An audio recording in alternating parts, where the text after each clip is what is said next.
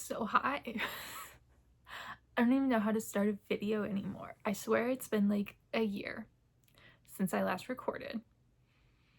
And I thought about recording and then I never did. So here we are. I bought books in 2024, like 50 of them, which problematic, but you know, it is what it is. 2024 did not really go the way I planned. Bought a lot of books, not part of the plan. Dipped out on my YouTube channel, not part of the plan. But I did wind up reading a lot.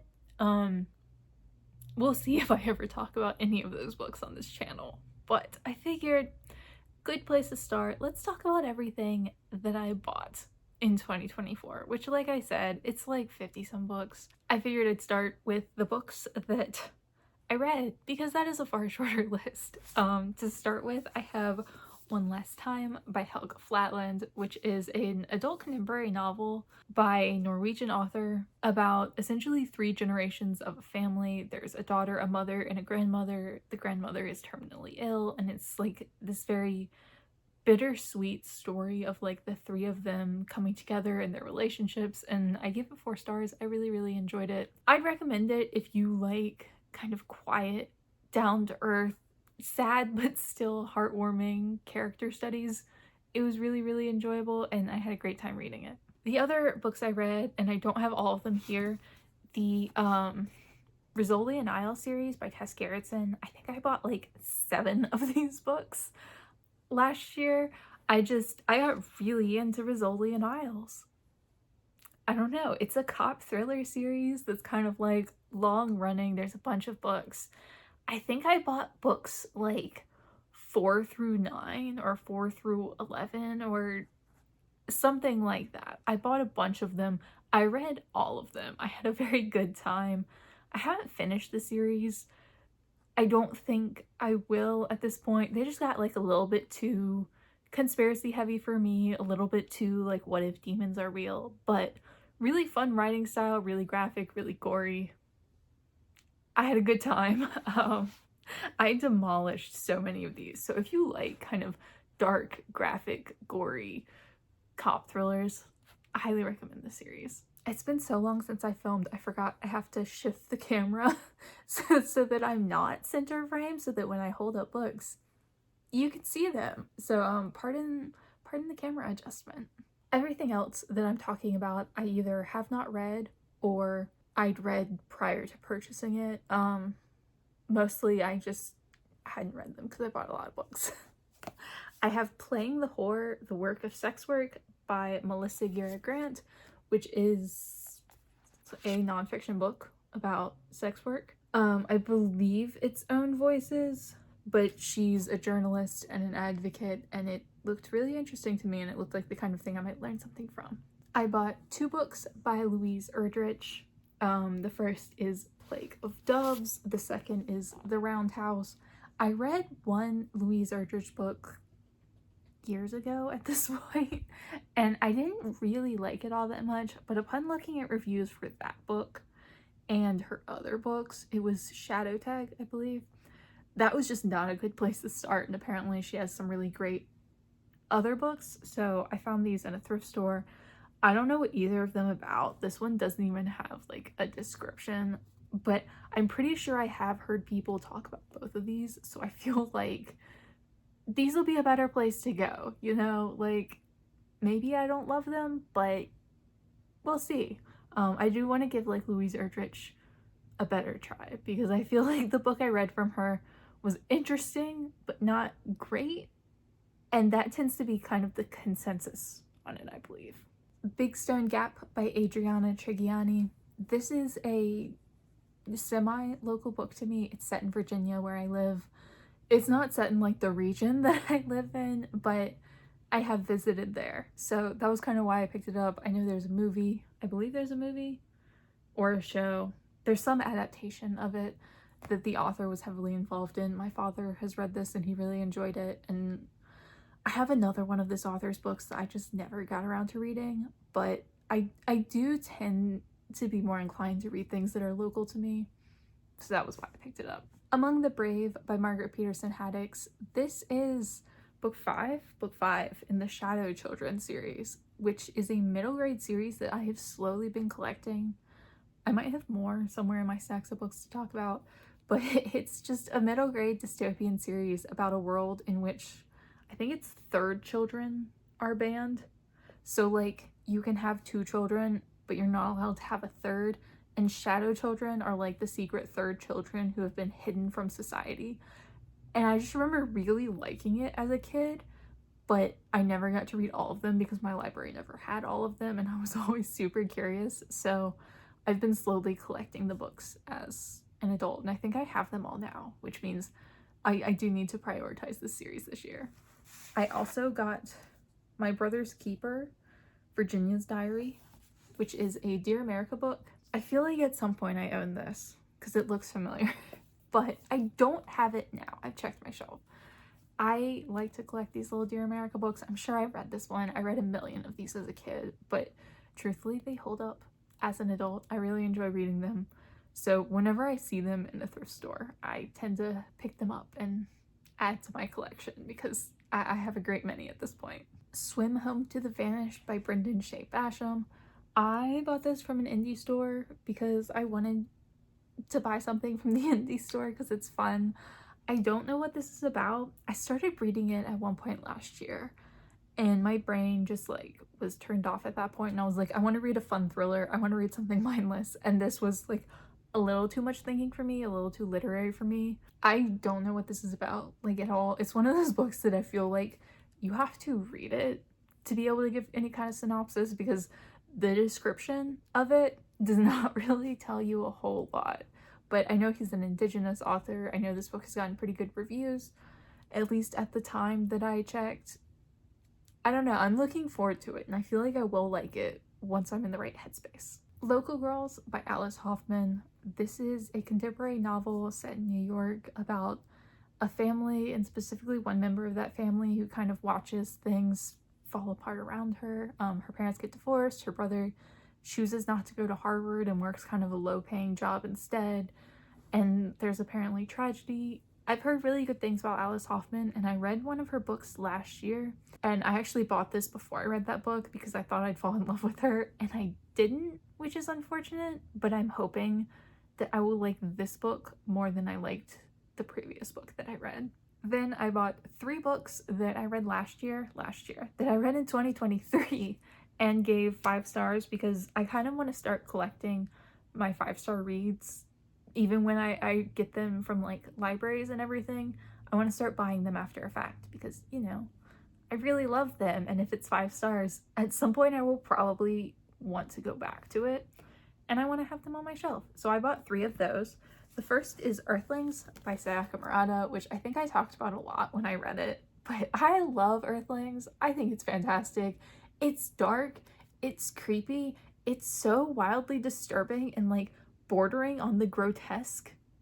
Well, let's not say bordering. It delves into the grotesque. Like, it's kind of contemporary, kind of surrealist horror. It's just such a fascinating book with great social commentary. I love Sayaka Murata. I've read 2 of her books now and I gave them both 5 stars, but highly recommend if you like weird dark things. These Fleeting Shadows by Kate Alice Marshall is a young adult horror novel that is about, it's semi-haunted house, but at the same time, not really haunted house, about a girl who goes back to her family's manor where she has to stay for a year in order to inherit. It's a lot about family and love, and it's really sweet while still being a horror novel, and it's one that I just really wound up loving. And then Into the Raging Sea by Rachel Slade, which is a nonfiction book about the sinking of the El Faro in 2015. It was a container ship that went down during a storm in 2015, and this is just an investigative journalist going into it and kind of figuring out what happened and putting together the black box recording of the ship's last 16 or so hours and putting it into a narrative. And it was so fascinating, so well done. One of my favorite things that I think I've ever read. Highly recommend. I've got like 4 stacks left, which makes me realize that I need to start going through these faster because I bought a lot of books.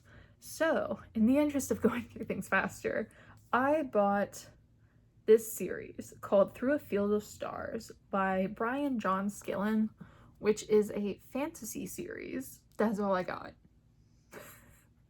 I'm sorry for being useless, but yeah, I went to a local Ren fair, and because I'm me, I found all of the people who were selling books at the Ren fair, and this was the one that I was like most inclined to read, which is probably not saying loads because it's still not really my genre. I don't read tons of fantasy, but I wanted to buy books at the Ren fair, so I bought this trilogy. I will try it. I'll see how I like it. I don't know. I don't have super high expectations, but I hope I have a fun time.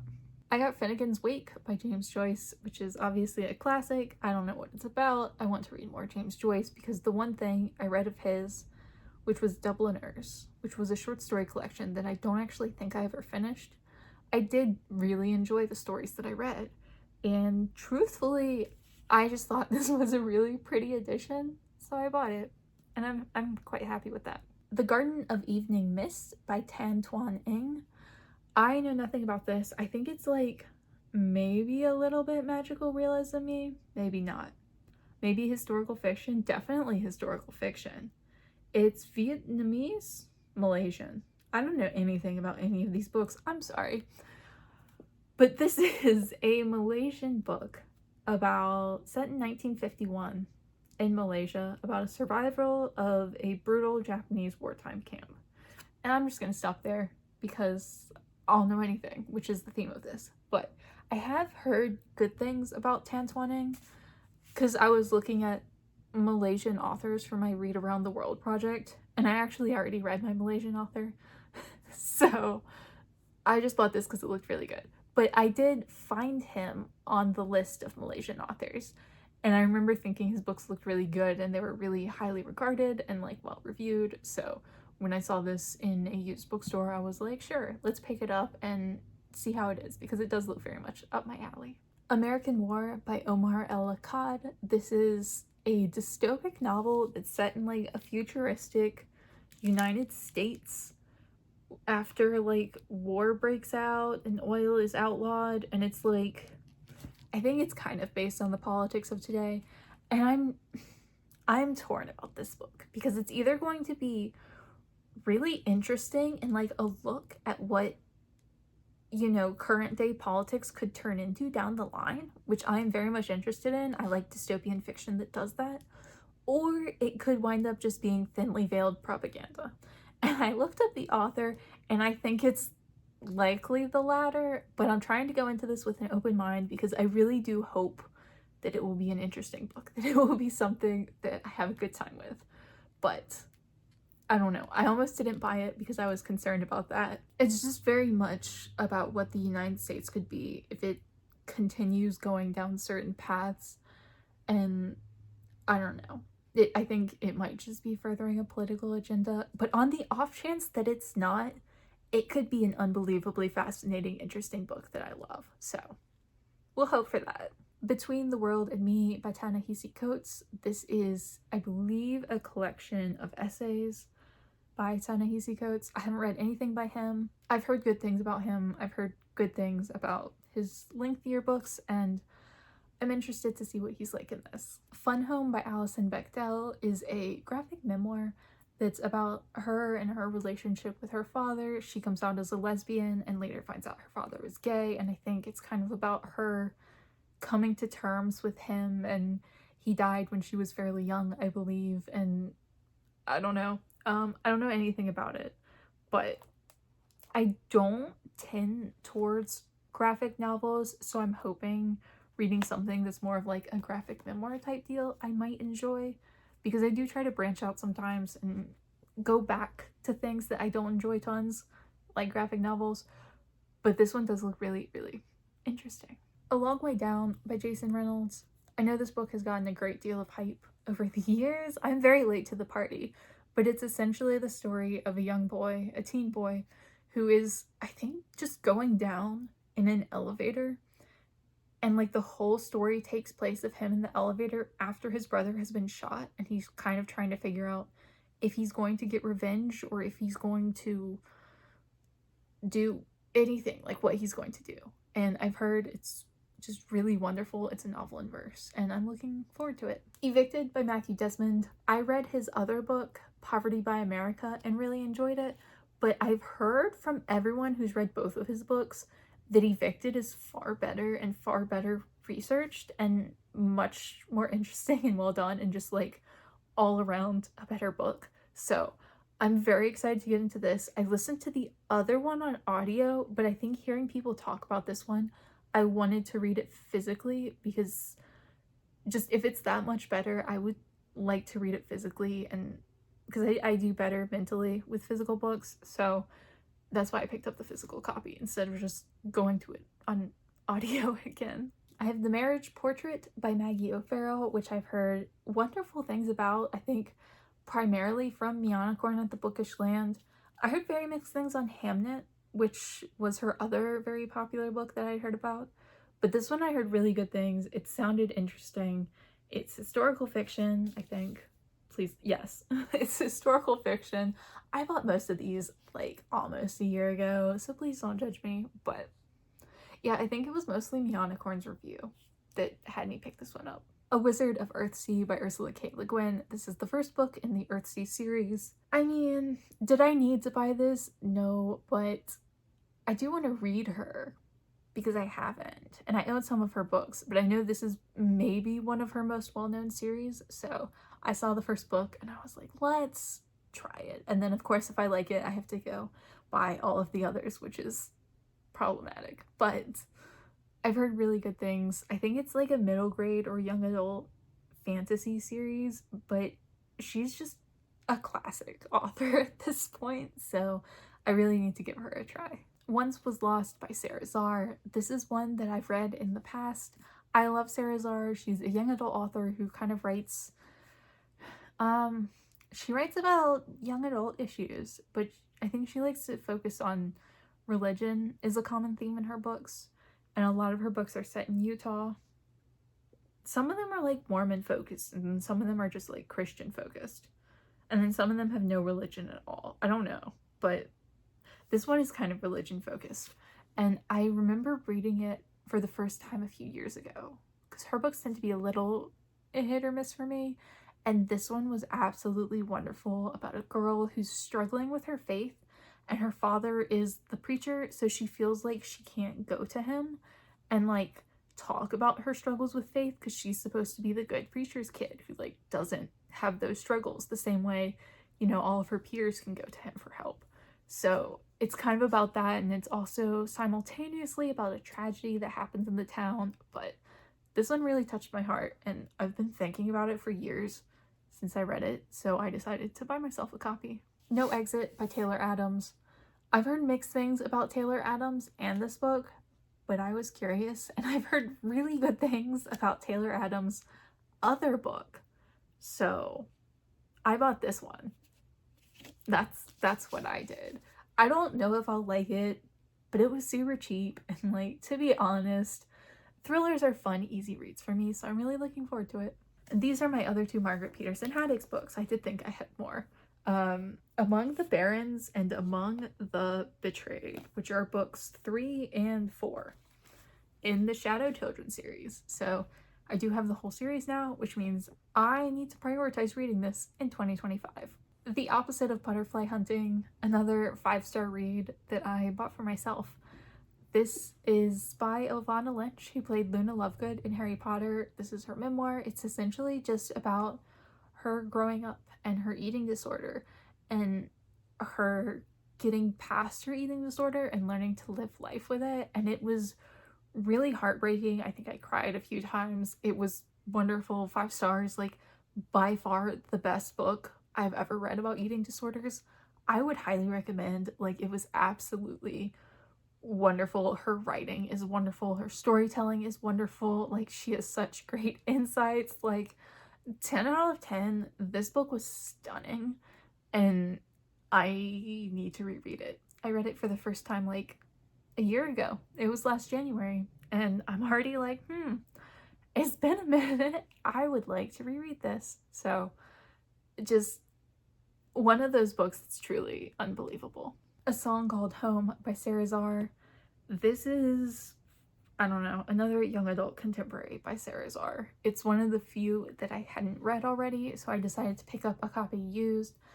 I am very annoyed that Thrift Books sent me an ARC because they really shouldn't be doing that, so I think I'm done with them. This is the second time it's happened because I figured like once might be a fluke, but twice is a trend, so I don't think I'll be using them anymore. It's about a young girl whose mother is getting married, so she has to move away from everything she's known, and she gets a guitar as like a mysterious gift, and she thinks it's from her kind of distant father because no one claims credit for giving her the guitar, and it's just about her coming to terms with her life changing at, you know, kind of a pivotal point in her young adult years. But I do tend to quite enjoy Sarah Zarr books, so I think I'll like this one too. The Confessions of Nat Turner by William Styron.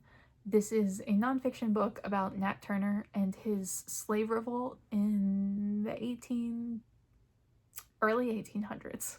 I don't remember, but it's just a nonfiction book about it, and I was curious. I found it in a thrift store, and I was like, you know what?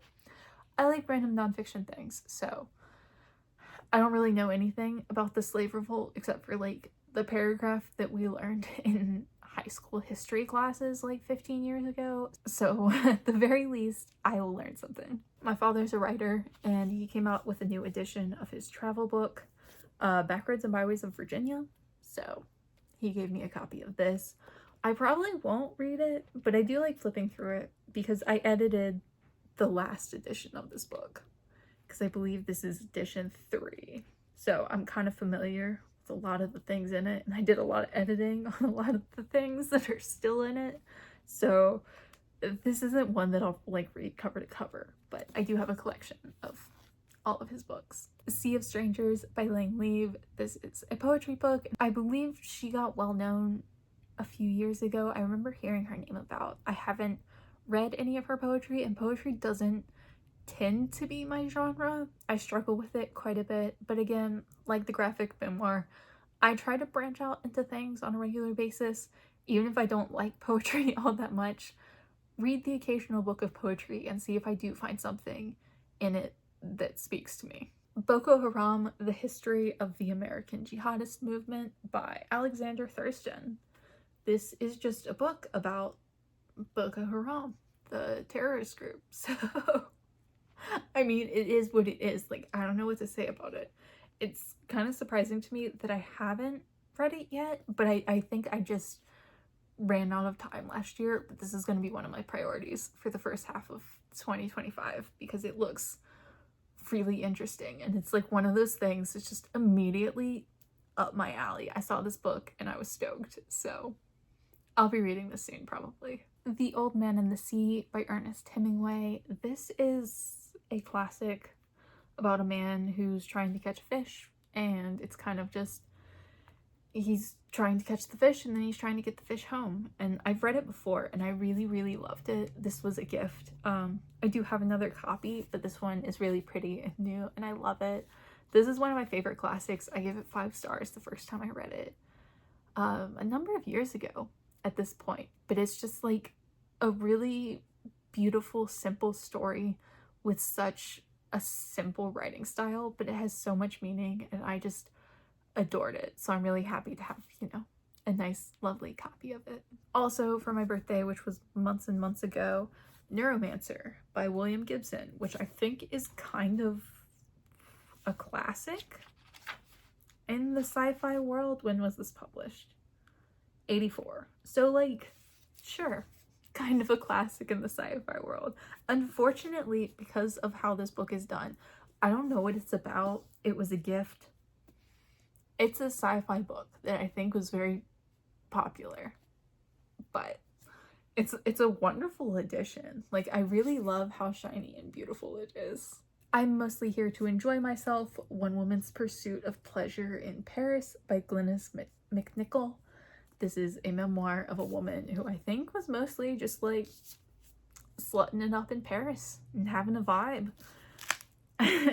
This again, this was a gift, so it's not entirely the kind of thing I would pick up, but like, again, just feeling yourself in Paris is a vibe. So I think this will be, at the very least, amusing to read. And actually, one that I've read that got mixed in, because I have read some things, Girl One by Sarah Flannery Murphy. This is a kind of fantastical, let's go with fantasy, like supernaturalist vibe about a cult-like situation in which women procreate on their own. They're like aided by a doctor, and essentially they all have their daughters who are basically clones, but not like through science, but kind of through like magic, if we want to call it that. It's kind of like magic slash vibes. Is that the word? I don't know. It's not like fantasy.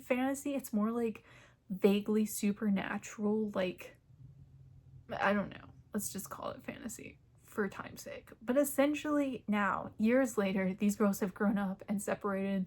There was a tragic occurrence, and now the main girl, Girl One, the first one who was born, is off searching for her mother, who has gone missing. And kind of magical things are happening, and there's a lot of coming into their own and about the power of women. And it was just such a good, fun book. Like, it was so enjoyable.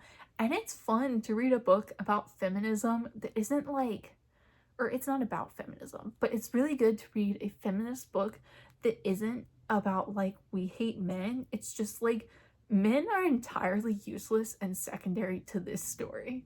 It's just about the women, and the women are the only ones who are like propelling the narrative along, and all the men who are there are just like extraneous hangers-on.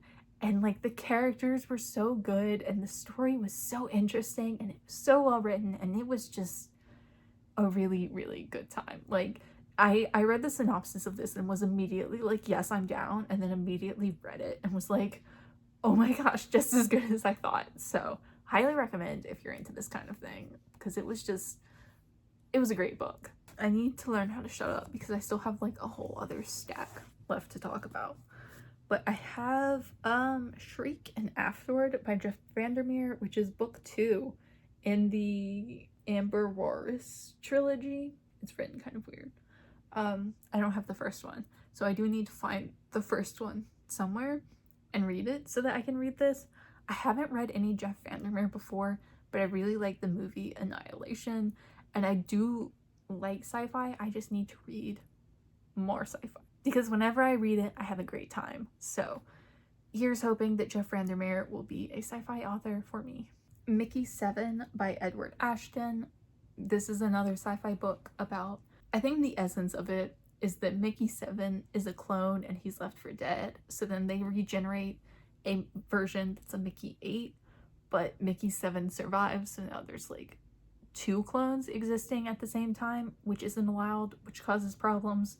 And that's all I know, but I do remember this was kind of hyped on BookTube a while ago.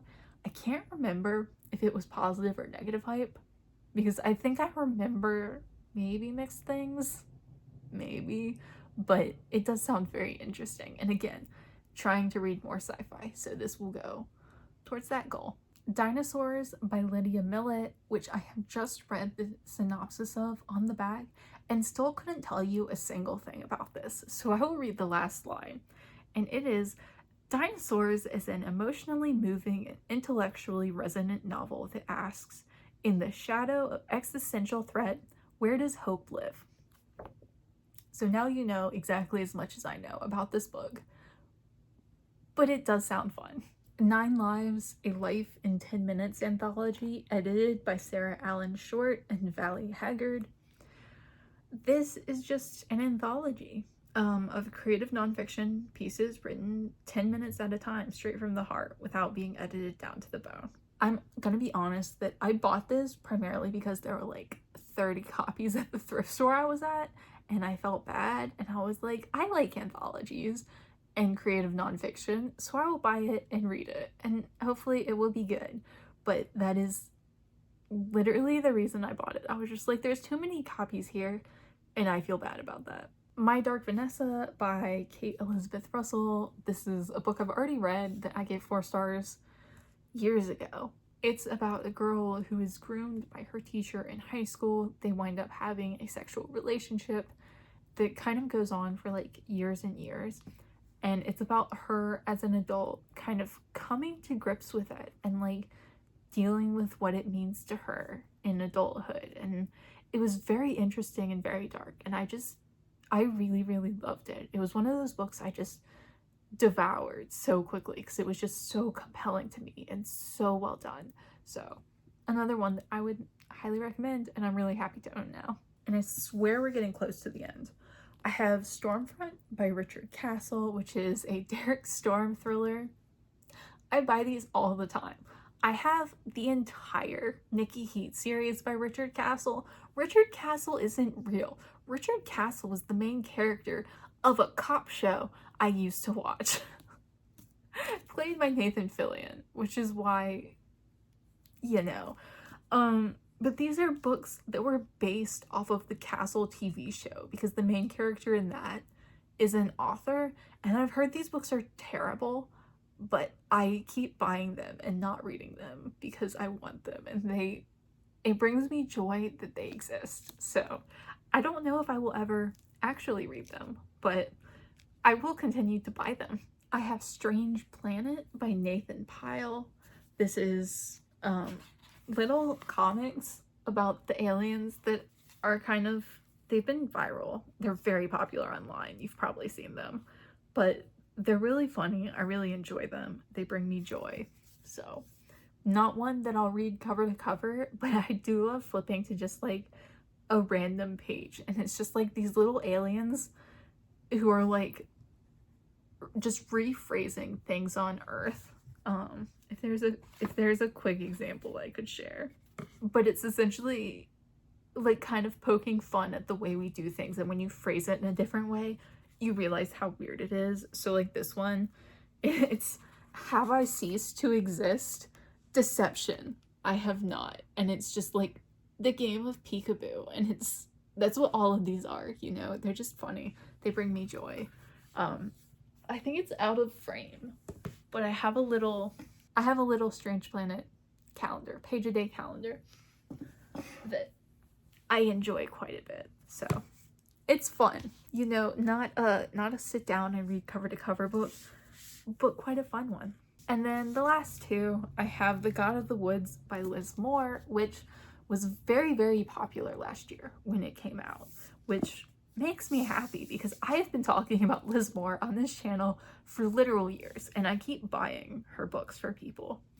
Mostly The Unseen World, which I've talked about nonstop. If you watch my channel, if you've been around at all, you've probably heard me talk about Liz Moore. This is just her newest book. I haven't gotten around to reading it yet. It's been out since like August, I think. I just haven't prioritized it, but it will probably be a 5-star. I know nothing about it. I think there's like a missing persons case. I haven't bothered looking because it really doesn't matter what it's about. Like, I'm gonna love it. I love all of her books, so, you know, what does it matter? But I'm very much looking forward to this. And then the last book, finally, we're at the end of this lengthy video, is The Survivors by Jane Harper. Jane Harper is an Australian thriller author.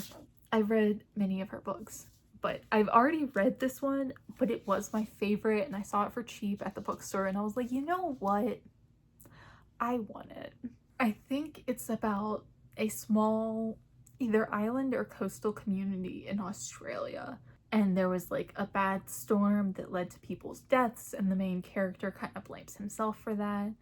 But like, there are obviously secrets. It's a thriller. It's very atmospheric. It's very slow, but in like a really wonderful, lovely way. I've read a bunch of her books, and this is my favorite, but I think they're all really fantastic and fun. I know she's like quite popular at this point, but if you haven't read her, I do highly recommend it. So those were like the 50-some books that I purchased this year. Hopefully I can edit this video down into something that's reasonable to watch. I meant to do 2 separate videos because, you know, that's far easier to watch than like one incredibly lengthy thing, but I didn't. So yeah, that's everything I bought. Let me know down below if you've read any of these books, what you thought of them, if you have. Also, hi, it's been a minute. Sorry for disappearing for a year, but yeah, talk to me in the comments. It's nice to be back, and I will see y'all again, hopefully, in less than another year.